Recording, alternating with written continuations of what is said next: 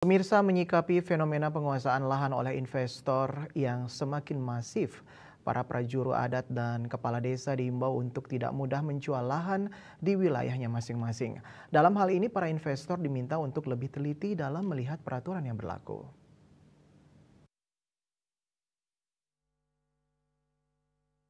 Fenomena maraknya penguasaan lahan-lahan yang dilindungi oleh para investor harus mendapat perhatian serius dari semua pihak. Anggota Komisi 1 DPRD Gianyar Igusti Ngurah Made Serana mengimbau kepada para prajuru dan kepala desa untuk tidak mudah menjual lahannya kepada para investor. Terlebih di Kabupaten Gianyar saat ini, keberadaan lahan pertanian sudah semakin sempit. Dalam hal ini, kepala desa mesti mengetahui kondisi wilayah masing-masing, sehingga benar-benar memperhatikan para pengembang atau investor yang masuk agar tidak terjadi pelanggaran di kemudian hari. Kami mohon sekali terutama pihak-pihak yang akan mengeluarkan perizinan. Nah itu mohon kerjasamanya dengan baik. Bagaimana keadaan sertifikat yang dimiliki oleh masyarakat yang disebut dengan SLF itu apakah layak fungsinya untuk apa. Ini sudah jelas sehingga nanti tidak ada pelanggaran di kemudian hari. Nah untuk itu terutama dari pihak kepala desa kembali kami mohonkan agar betul-betul mengetahui wilayahnya.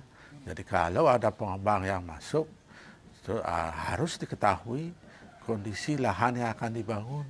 Apakah itu layak fungsi untuk pengembangan wisata atau memang itu lahan yang dilindungi untuk pertanian.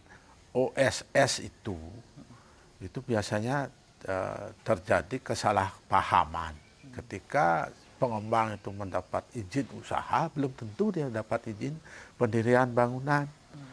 Nah, untuk itu kami mohon kepada pihak desa adat, jadi prajuru, masyarakat adat, untuk ikut membantu kami dan membantu pemerintah dalam hal ini untuk mengawasi wilayahnya.